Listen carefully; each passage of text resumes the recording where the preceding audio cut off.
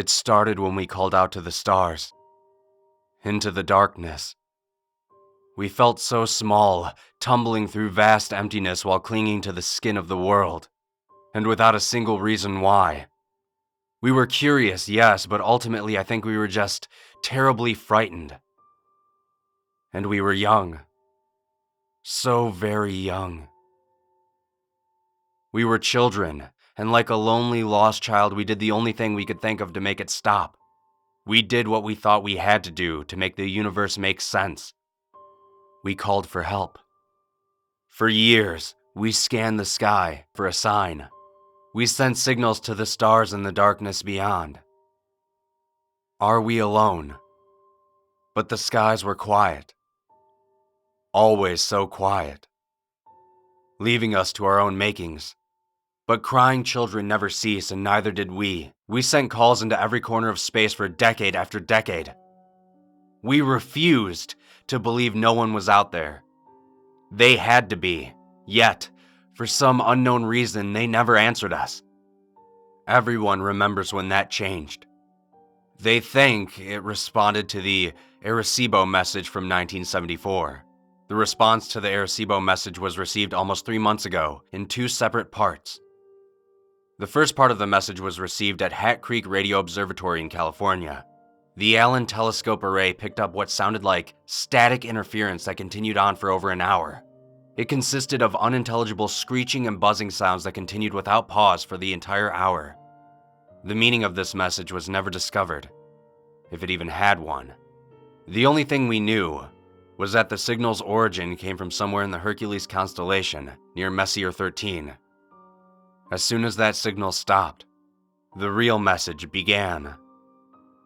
We made contact that day, and we were asked a question.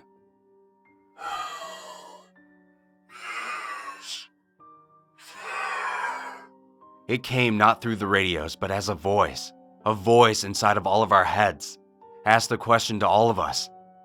I heard it. My wife heard it. The young heard it, and the old heard it. Even the deaf heard it. Everyone everywhere heard this voice whisper that question in their heads, in every language on Earth. I remember it almost too clearly. It asked in that familiar yet indescribable voice that's always there in my mind. It was like one of my own thoughts had gone rogue and had decided to speak directly to me. The world seemed to stop as everyone listened for what came next.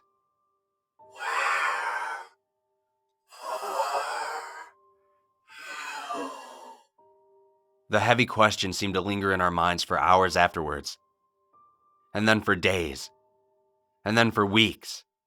That day changed everything. There were the doubters from the very beginning, and the holy ones who claimed that God had spoken to all of us, and that the time to repent was now.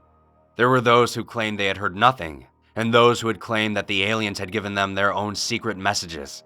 And of course, there were those who truly believed that we had been contacted for the very first time by an extraterrestrial race like us. One ready to communicate, ready to lead us out of the dark. We were wrong. We never made contact with alien life, at least nothing comprehensible or discernible to human understanding. The stars are vast, and in their vastness our voices had touched the ears of something truly incomprehensible, something hungry and malevolent. The voice. We realized our mistake when the ground started to groan. Beneath our feet, everywhere, the ground seemed to moan. The muffled sound shook through the dust and dirt below us. No one knew what was causing it. At least, not until the calls started coming in. The graveyards were screaming. All at once, the dead had started screaming. Every deceased man, woman, and child was turning in their graves. All the animals did so too. Every dog, every cat, everything that had ever walked this earth. The cries of ancient whales shook the seas, and the shrill screeching of birds echoed in the forests. The caskets shook, and the morgues howled.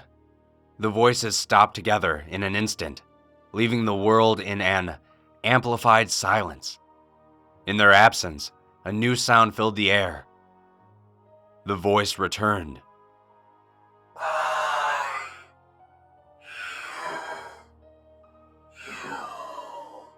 It came as a whisper from behind. An ominous yet oddly playful presence that felt so close, but was truly still so far away. It let us breathe in the silence for a minute before it made us a promise. It was a promise we all knew to be true.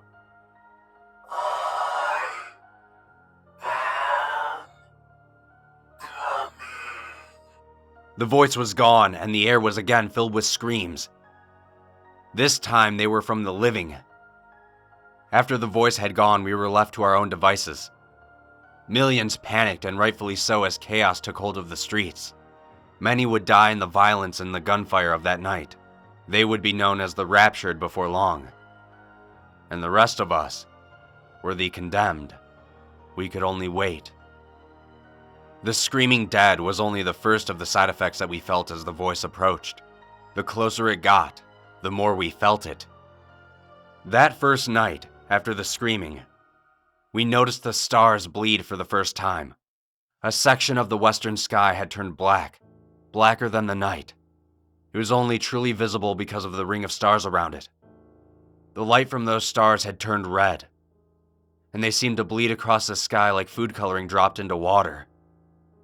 Their light swirled and flowed all around the edge of some unseen mass. I knew then that I was staring into the face of the voice. Our scientists claimed that nothing was there, and that their radar and scans always came up empty.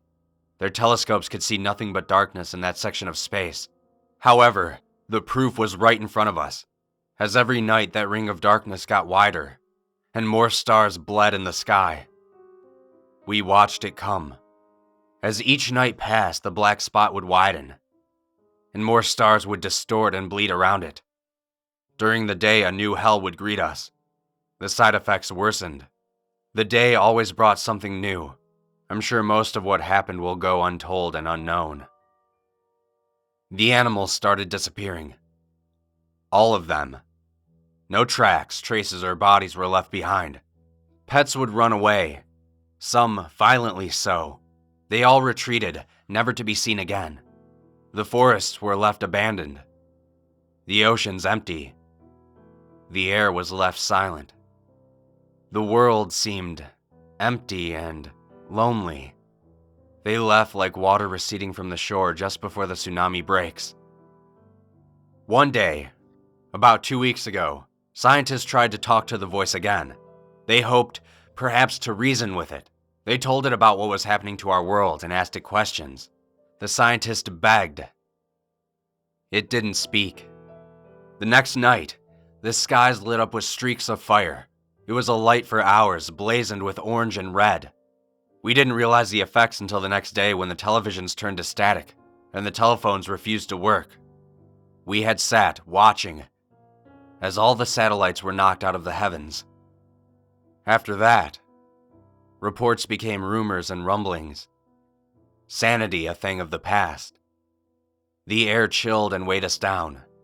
The voice was nearly here. And everyone felt it. It rained for a week after the satellites fell. The rain was salty and mired in an unknown filth that turned the grass black. Maybe the satellites tracked something back in with them when they hit the sky. No one knew for sure. All we know is that it fell from clouds black as charcoal that blotted out the sun like liquid ash. Darkness fell upon us for days. When the clouds went away, the skies were empty. There were no clouds, yet the sky hung low and gray. If the sun was anywhere in the sky, it never made itself known. It too had abandoned us. Each day grew slowly darker and darker until night and day became almost one and the same. Some people would claim later that they had seen things in the dark. Creatures, with gangly limbs and crooked faces, lurking in the corners of their vision. They were tall, white creatures that looked molted or rotten through their transparent skin. Appearances would last for just a second or two before vanishing without a trace. Some believed this was the first step in the aliens' invasion, but the rest of us didn't know what to think. We just knew that it was nothing that simple or benign. They must have been hallucinations, just more madness to endure, but ultimately as harmless as anything else. As harmless as the screams of the dead, the missing animals, and the dying sky. Appearances slowly increased in duration and number. I think everyone saw them at least once, but I don't think a single person would ever guess why they were truly here. They never touched nor spoke to anyone, and they certainly never harmed anyone. Most who got good looks at them described them as mournful or sorrowful looking. Some even claimed the creatures watched over them at night, and others even claimed that it seemed as if the creatures were sorry for them. One claimed to have seen one prostrate upon the ground, hands clasped above its head. He said it was praying for us. Prayer was no help. The churches and places of worship that had divided us for so long failed to bring hope to any in the end. The voice let them pray and beg for a while, but just days ago the voice ended it all. No one questioned how, for at this point nothing that happened surprised anyone anymore. But on the final day, all books of worship burned. Every last Bible, every Quran, everything. People rushed to their centers of faith, but found no solace.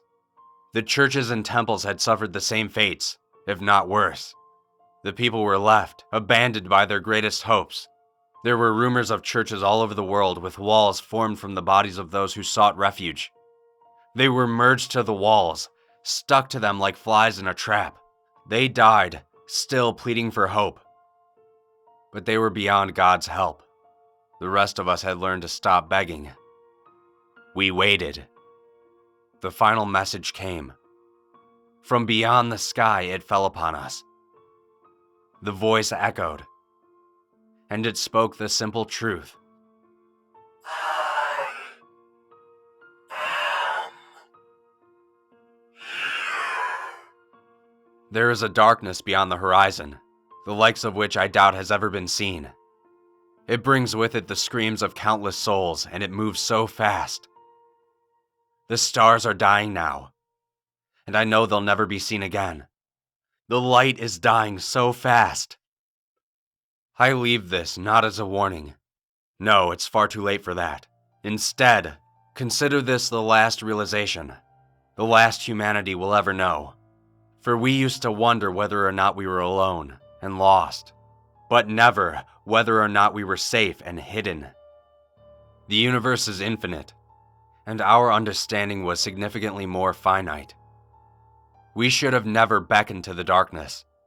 Instead, we should have clung to the light and closed our eyes every time we returned to the void. As the final minutes approach, I hold one truth to be certain. I now know why the skies were always so quiet.